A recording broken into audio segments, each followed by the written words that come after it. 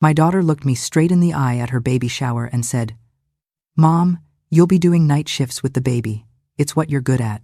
The entire room went silent for exactly 3 seconds before erupting in polite laughter. My son-in-law's mother, sitting at the head table in her Chanel suit, actually clinked her champagne glass in agreement. What happened next changed everything. Let me back up. I'm Carol Henderson, 61 years old, and I've been a pediatric nurse for 37 years. I raised my daughter Ashley as a single mother after her father walked out when she was 2. We didn't have much, but we had each other. I worked double shifts, sometimes triple, to give her opportunities I never had. Dance lessons, summer camps, a college education without debt. She graduated from Northwestern, got her MBA, and married Brandon Whitfield 3 years ago. Brandon comes from money. Real money. His father owns a chain of luxury car dealerships across the Midwest, and his mother, Diane, hasn't worked a day in her life, but somehow believes this makes her an expert on everyone else's work ethic. When Ashley and Brandon got engaged, I was thrilled. He seemed to genuinely love my daughter, and honestly, after years of struggling, I was relieved she'd have financial security. The wedding was at the Whitfield estate in Lake Forest. 200 guests, ice sculptures, a 20-piece orchestra. I wore a dress I'd saved 6 months to buy. Diane introduced me to her friends as Ashley's mother, the nurse. The emphasis on the nurse made it clear this was not a compliment. But I smiled, hugged my daughter, and told myself that families blend differently when there's a wealth gap.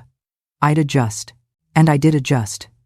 For 3 years, I adjusted. When Ashley got pregnant last spring, I was overjoyed. My first grandchild. I'd been the go-to babysitter for my sister's kids, my neighbor's kids, every child in our old apartment building. I was good with babies. It was my calling, both professionally and personally. Ashley called me 2 months into the pregnancy. "Mom, we need to talk about childcare." "Of course, honey. What are you thinking?" "Well, Brandon and I both have demanding careers. We'll need someone reliable, someone who knows what they're doing." "I can help however you need," I said immediately. "I can adjust my schedule, maybe cut back to 3 days a week at the hospital." "Actually, Mom, we were thinking you could do more than that." "More?" "Brandon's parents suggested you move into the guest house. It's just sitting there empty. You'd be close by, could take the night shifts so we can sleep. Help during the day when we're at work. It would be perfect." Something in her tone made me pause. "Move into your guest house?" "The one on their property, yes. It's bigger than your apartment, honestly. And this way, the baby would have consistent care." "Ashley, I have a job, a career. I can't just—" "Mom," her voice hardened slightly. "You're 61. How much longer are you going to work anyway? This would give you purpose." Purpose. As if 37 years of saving lives wasn't purposeful enough. But I swallowed my pride. Let me think about it. Over the next few months, the pressure increased. Ashley would send me Pinterest boards of nursery designs with notes like, "You'll be spending so much time here." Brandon's parents started referring to me as the help in casual conversation, though they'd laugh afterward as if it were a joke. Ashley never corrected them. Then came the baby shower. It was held at the Whitfield estate, of course. Diane had planned everything white and gold theme, catered by some French restaurant, guest list of 100 people I'd never met. Ashley had asked me not to invite my friends from the hospital. "It's just going to be a different vibe, Mom, you understand." I understood I was being managed. I arrived early to help set up. But the event coordinator, a severe woman named Margot, waved me away. "We have staff for that. You're a guest." The way she said, "guest," suggested I was barely that. The shower started at 2. I sat at a table near the back with Ashley's childhood nanny, who was also being kept at arm's length. We made small talk while I watched my daughter hold court, opening gift after expensive gift, laughing with Brandon's cousins and Diane's country club friends. Around 3:30, they brought out a chocolate fountain. I was standing near it, talking to the nanny, when Diane appeared with a small group of women. "Carol," she said, her voice carrying across the patio. "We need to discuss your schedule." I turned. "My schedule?" She pulled out a printed document. An actual printed document. Brandon and I have worked out your babysitting calendar. We thought it would be easier to have everything formalized. She handed it to me. I scanned it, my hands starting to shake. Tuesday, Thursday, Saturday, Sunday. 7 a.m. to 11 p.m. Night calls as needed. At the bottom. Compensation. Muy high hour. $12 an hour. I made $38 an hour as a senior pediatric nurse. This is generous, Diane continued. Considering you'll have room and board in the guest house. Of course, we'll expect you to maintain the space and contribute to household duties when you're not with the baby. The women around her were nodding. One of them said, "My mother-in-law does the same thing. It keeps everyone close." I looked past Diane to where Ashley was sitting, watching this exchange. Our eyes met. She looked away. "I haven't agreed to any of this," I said quietly. Diane laughed. "Well, you'll want to discuss it with Ashley, of course, but we thought getting ahead of it would help. You know how it is, babies need consistency. And frankly, Carol, you're the obvious choice. It's what you're good at." That phrase, "what you're good at," as if my decades of education, certification, and experience could be reduced to a commodity they were entitled to. "I need to think about this," I said. "Don't think too long," Diane said. "We'll need your answer by next week so we can make other arrangements if necessary." She walked away. The women followed her like a flock of well-dressed geese. I stood there, holding this printed schedule, feeling something crack inside my chest. 10 minutes later, they called everyone to gather for a game. Some ridiculous thing where people guess baby food flavors while blindfolded. Ashley was laughing, radiant in a white lace dress that probably cost more than my monthly rent. Then Brandon's father, Richard, stood up to make a toast. "To Ashley and Brandon," he began, "and to the village it takes to raise a child. We're so fortunate to have such a devoted family. Ashley's mother has graciously agreed to provide full-time care, which means our grandchild will have the very best attention." Everyone clapped. I hadn't agreed to anything. Ashley was smiling, nodding, accepting congratulations. That's when Ashley called me over. "Mom, come here." I walked to the front table. She was holding a wrapped box. "This is from all of us," she said, "for everything you're going to do." I opened it. Inside was a monogrammed apron, white with gold stitching, Grandma's night shift. The room laughed. Warm, friendly laughter. Like this was charming. Ashley hugged me. "You're going to be amazing, Mom, and honestly, this works out perfectly. You've been saying your apartment is too small. Now you'll have space, purpose, and you'll get to spend every day with your granddaughter." I looked at her. Really looked at her. This woman I'd sacrificed everything for, who was now casually reorganizing my entire life without asking if I wanted it reorganized. "What if I say no?" I asked quietly. Her smile faltered. "What? What if I say no to this arrangement?" The laughter died. Everyone was watching now. Ashley's face hardened in a way I'd never seen before. "Mom, don't be ridiculous. This is about family. Family asks. Family doesn't tell. We're not telling, we're—" She looked at Brandon, who looked at his mother, who stepped forward. "Carol," Diane said, her voice sugary with condescension. "I think you're having a moment. Why don't you take a break, get some air?" "I'm not having a moment. I'm having clarity." Ashley's eyes were wide now. "Mom, you're embarrassing me." "I'm embarrassing you?" The words came out sharper than I intended. "You just announced my entire future to 100 strangers without consulting me. You had your in-laws print a work schedule for me. You gave me an apron like I'm the hired help." "You're being dramatic," Ashley said. "We're trying to include you. You're trying to use me." The silence was deafening. Brandon finally spoke. "Mrs. Henderson, maybe we should talk about this privately." "No." I set the apron on the table. "I think we're done talking."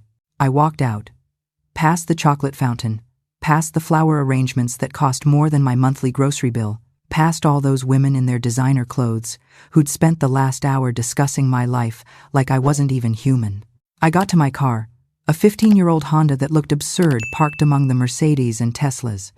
My hands were shaking so hard I could barely get the key in the ignition. My phone buzzed. Ashley, Mom, come back, we can discuss this. I didn't respond. Another text. You're overreacting. Then, fine. But if you're not going to help, don't expect us to accommodate your schedule when you want to visit. I stared at that message. The threat was clear. Play by their rules or lose access to your grandchild.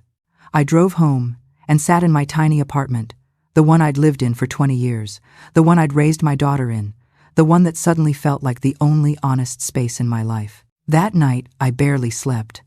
I kept replaying Ashley's face, that cold expression when I dared to say no. When had she become this person?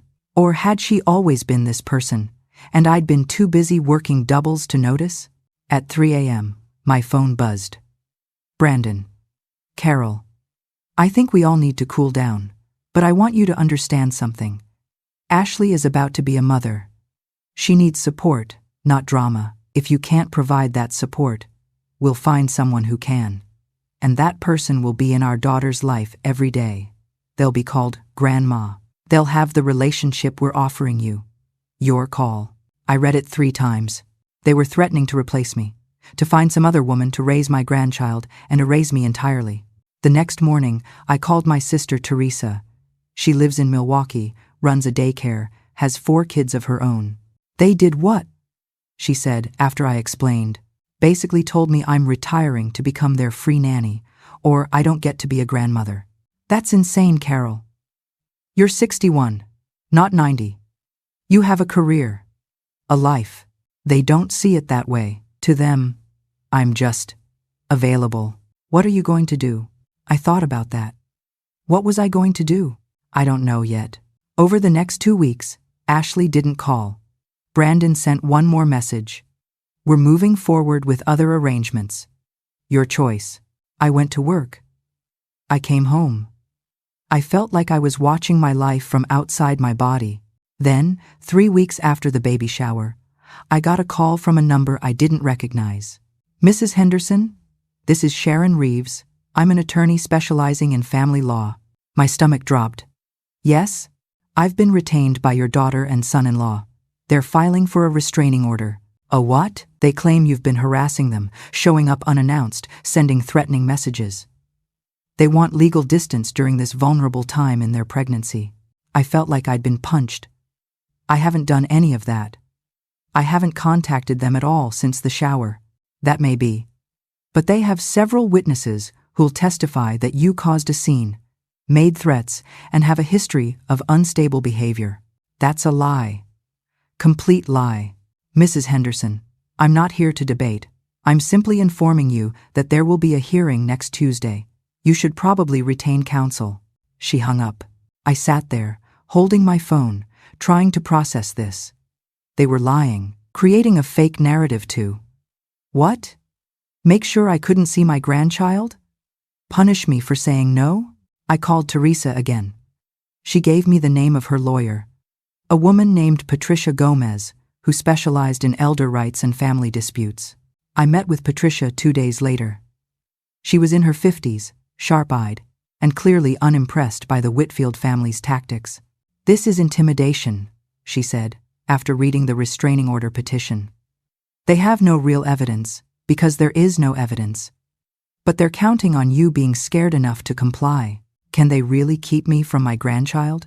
Not legally. But they can make it difficult. The question is, do you want to fight? I thought about Ashley, the little girl who'd cried in my arms after her first day of kindergarten, who'd asked me to teach her to braid hair, who'd called me her hero when I helped her study for the MCATs, even though she ultimately went into business instead. Where had that girl gone? Yes, I said. I want to fight. The hearing was scheduled for a Tuesday morning.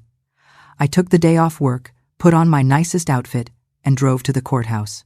Ashley and Brandon were there with their lawyer, Sharon Reeves, and to my shock, Diane and Richard.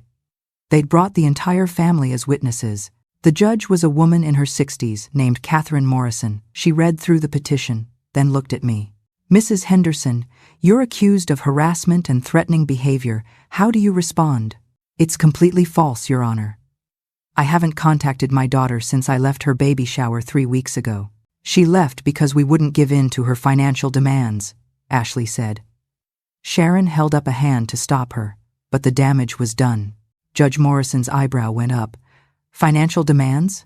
Sharon tried to redirect. Your Honor, Mrs. Henderson became volatile when discussing childcare arrangements. What childcare arrangements? The judge asked. And there it was. The opening. Patricia stood. Your Honor, may I present evidence? She handed over the printed schedule Diane had given me at the shower, with its $12 an hour wage and extensive hour requirements. She also had statements from 3 people who'd been at the shower, including Ashley's old nanny, describing what had actually happened. Judge Morrison read through everything. The courtroom was silent. Finally, she looked at Ashley and Brandon. You're claiming your mother is harassing you because she refused to quit her job and become your live-in nanny for $12 an hour? It wasn't like that, Ashley said. Then explain to me what it was like. Ashley looked at Sharon, who seemed to realize they were losing. Your Honor, this is about family dynamics. This is about you trying to legally bully an older woman into free childcare. Judge Morrison's voice was ice. Petition denied. Furthermore, I'm ordering family mediation. You will all meet with a counselor within 30 days. We filed out. Ashley wouldn't look at me. Brandon looked furious. Diane was on her phone, probably calling someone important to complain. In the hallway, Patricia touched my arm. That went well. It doesn't feel like it. Give it time. I drove home and cried for an hour. 2 days later, Ashley showed up at my apartment. I almost didn't open the door. Mom, please. I need to talk to you. I let her in. She looked exhausted, her pregnant belly prominent now under a loose sweater. I'm sorry, she said immediately. The restraining order was Brandon's mother's idea. She convinced us you were trying to sabotage everything. By saying no? I know how it sounds. But Mom, I was scared. Scared I'd have this baby and not know what I'm doing. Scared Brandon's family would judge me. Scared you'd abandon me like Dad did. There it was. The real wound. Ashley, I never abandoned you. I worked myself to exhaustion to give you every opportunity. I know that rationally. But when you walked out of the shower, it felt like you were choosing yourself over me. I was choosing myself over being exploited. There's a difference. She wiped her eyes. Diane made it sound so reasonable. Like this was just what families do. I didn't realize how insulting it was until I heard the judge say it out loud. $12 an hour, Ashley. With a nursing degree and 37 years of experience. I'm so ashamed. She was crying now. I let them turn me into someone I don't recognize. I wanted to hug her. I also wanted to stay angry.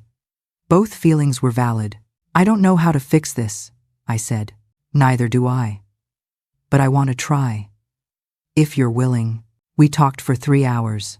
About boundaries, about respect, about how Brandon's family had slowly isolated her from everyone who didn't fit their social circle, about how she'd convinced herself their way was the right way because it came with money and security. I don't want to be like Diane, Ashley said.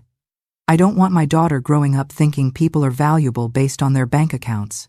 Then don't be like Diane. Will you help me? I'll be your mother. I'll be a grandmother. But I won't be your employee. That's fair. We agreed to the mediation. It was scheduled for late October, when Ashley was 7 months pregnant. The mediator was a calm black woman named Dr. Claudia Jennings, who specialized in family wealth disputes. Apparently, this kind of thing was common enough to be its own specialty. Brandon and his parents showed up. Diane was visibly annoyed to be there. Dr. Jennings started with ground rules. Everyone gets to speak. No interrupting. No attacking. We're here to find solutions, not assign blame. She turned to me first. Carol, can you describe your concerns? I took a breath. I love my daughter. I want to be part of my grandchild's life, but I need to be treated with respect. I have a career, a life, an identity beyond being available to provide free childcare on demand. That's reasonable, Dr. Jennings said. She looked at Ashley. Ashley, what are your needs? I need help. I'm scared of being a first-time mom. I want my mother involved, but I also need support from Brandon's family because they have resources we don't. What kind of resources? Ashley glanced at Diane. Financial, connections, experience. Do you feel like you have to choose between your mother and Brandon's family? Sometimes. Dr. Jennings turned to Diane. Mrs. Whitfield, what's your role in this situation? I simply want what's best for my grandchild. A stable, consistent environment. And you believe Carol can't provide that? I believe Carol has limitations, such as she works full-time. She lives in a small apartment.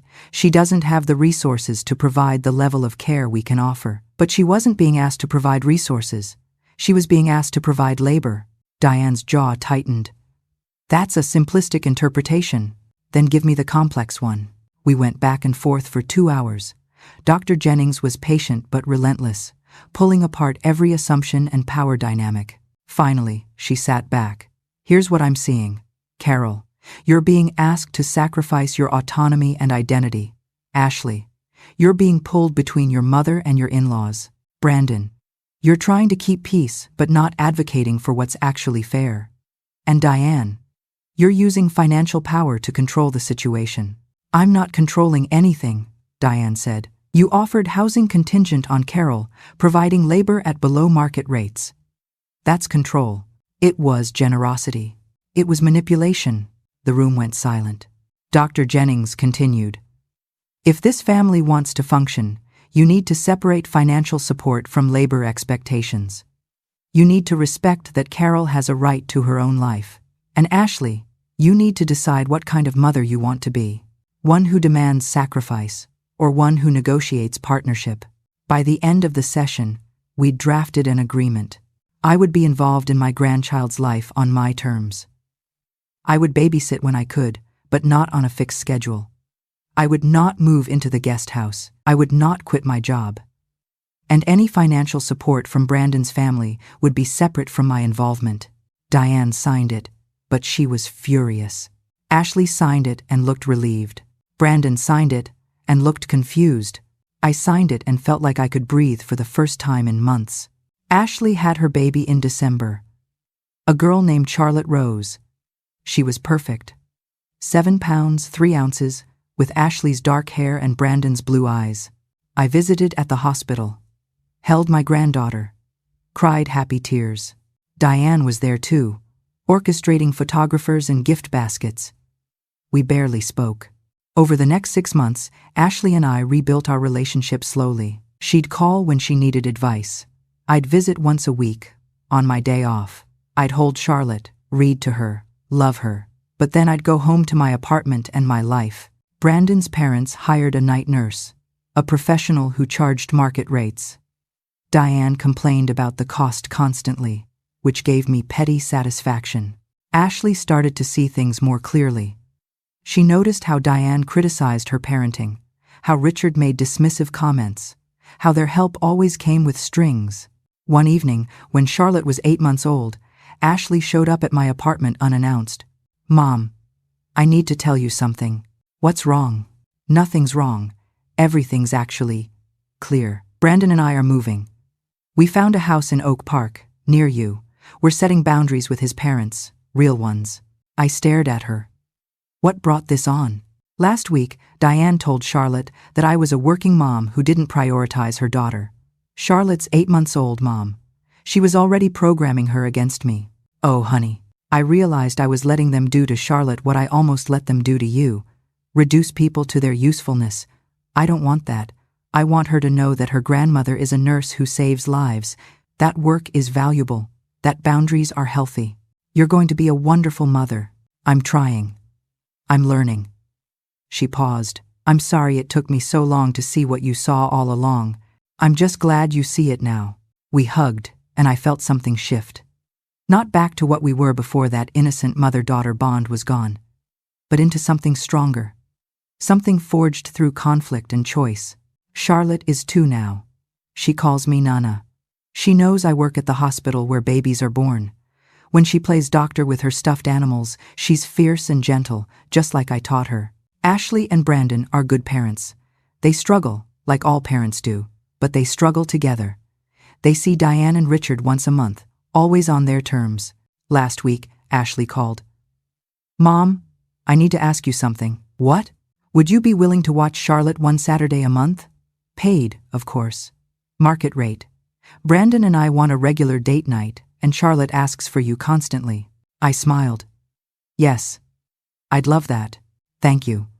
And Mom? Thank you for teaching me that love isn't about sacrifice, it's about respect. I'm 63 now, still working, still living in my small apartment, still exactly myself. My granddaughter knows me as I am, not as someone else needed me to be. And that's worth every difficult conversation, every boundary set, every moment I chose dignity over compliance. Where are you watching from today? Because these family dynamics, they're everywhere. And sometimes the bravest thing you can do is say no to people you love, so you can say yes to yourself. That's what I learned. And that's what I hope Charlotte learns too. Family isn't about obligation. It's about choice. And I choose to show up as myself, whole and undiminished, teaching my granddaughter that she can do the same.